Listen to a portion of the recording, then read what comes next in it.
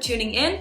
My name is Lauren, and I'm an American opera singer living and working in Europe. I've dreamed about having a studio of my own for as long as I can remember. I wanted to find a space where I could practice comfortably, study, and enjoy my hobbies as well as my work. And I finally live in an apartment where that is possible. I moved in with my partner Peter in Vienna, and we decided to turn the extra room in our apartment into a workspace for me. I feel so lucky to be living in a space where this is even possible. It's never been a thing for me. Normally I've always practiced in my bedroom, which is also fine, but I get so easily distracted when my surroundings aren't optimized for productivity.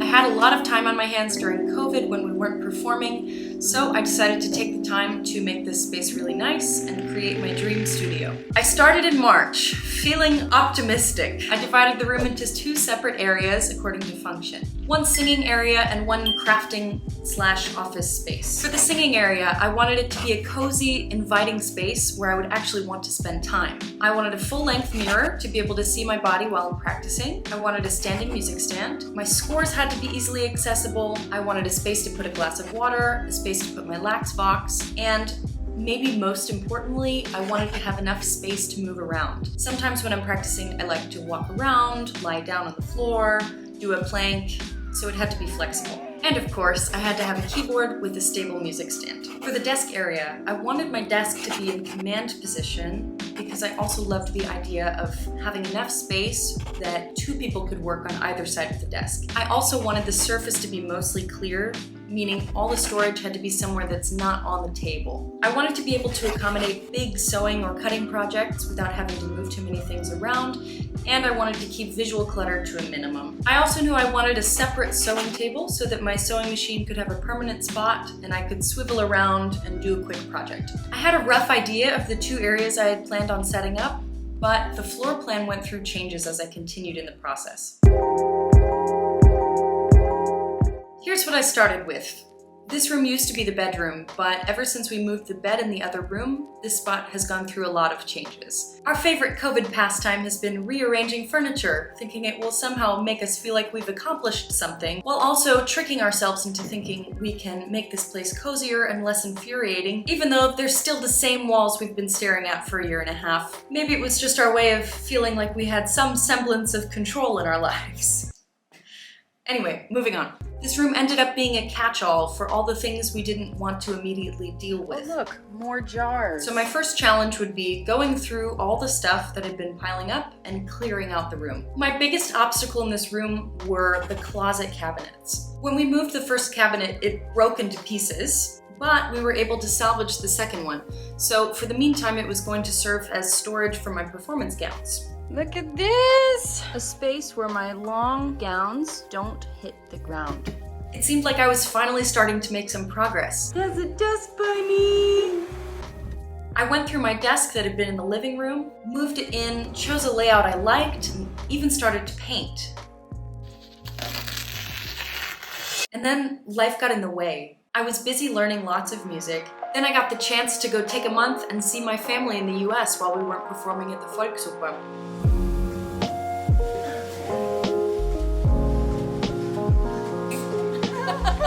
So that set me back a bit in terms of time. Not to mention, I wasn't actually getting rid of anything at this point. I was just moving it from one side of the room to the other so I could paint. And when I got back from the US, there was even more stuff in the room, because Peter actually wanted to live in the living room, which I had been using as a staging area for the things I wanted to get rid of. I was back to square one, and then the Volksoper reopened for performances, so I had tons to do again at work. Things built up again in the crap room, and another month went by. Y'all, I did not think this room was ever going to get done. Enter Kate.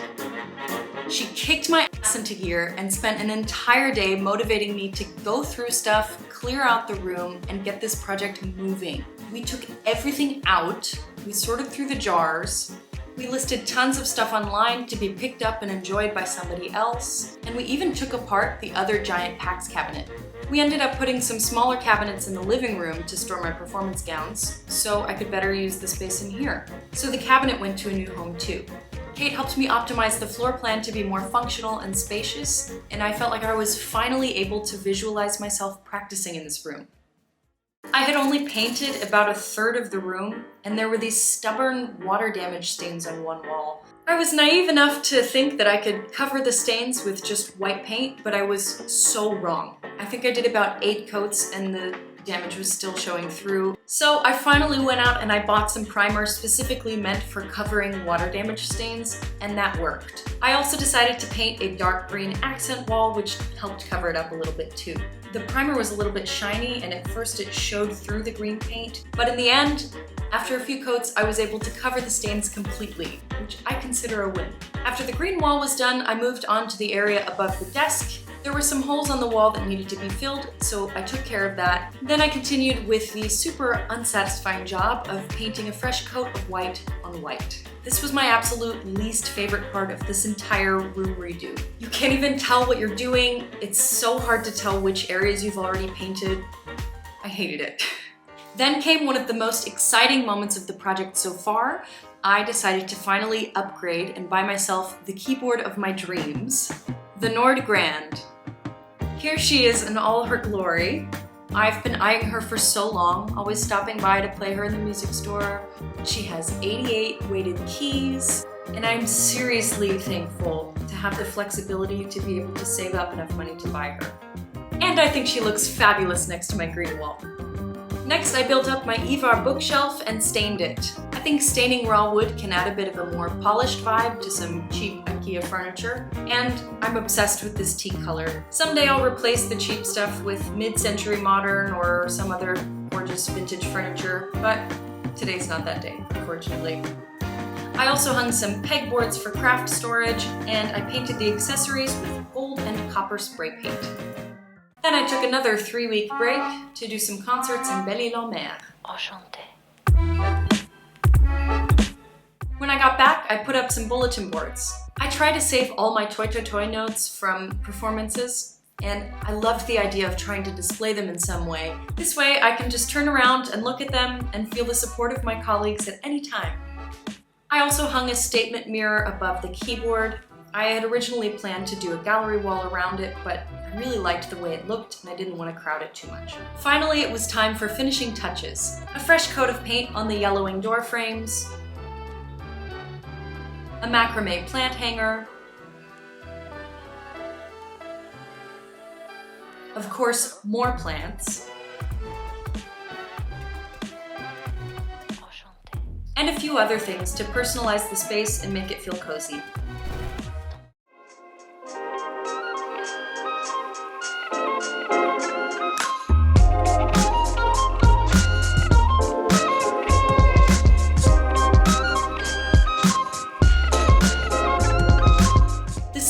Still a work in progress. I would have loved to fill this space with beautiful, upcycled secondhand furniture, but the thrifting scene in Vienna is pretty weak, and the furniture that I found was all either overpriced or not my style. So until I can afford the desk of my dreams, I am going to stick with these IKEA dining tables that Petra already had in the cellar. Other than the keyboard, the only piece of furniture that I bought new for this studio was the bookshelf. I put off this project forever because of how much work I knew would have to go into it, and because I didn't think it could ever be perfect. That idea of perfection was getting in the way of progress. But now that I have my studio set up in a way that I like it, I feel lighter. I practice better knowing that I have my own space and I'm not bothering other people around me. I have the space and freedom to move around when I work. And I have somewhere I can host colleagues and clients for rehearsals and meetings. I'm inspired to sew, knit, and make art. All my scores are accessible for when I want to use them. I can more easily do admin work like updating my website and responding to emails because I have the space to spread out and do it. All in all, I'm glad I went for it. I'm thankful for the people around me who pushed me to make this a priority and who helped me carry out my vision for this space. So now, literal months later, I have a space where I can work. If there's anyone else out there who has felt suffocated by their space during the pandemic, you're not alone. I hope I was able to inspire you to take back a bit of control of your environment, even in a small way. Leave me a comment below talking about your experience. I'd love to read it. Thanks so much for watching. If you've made it this far, please consider leaving me a like or subscribing to my channel and hitting the bell notification to know when I release a new video. See you next time.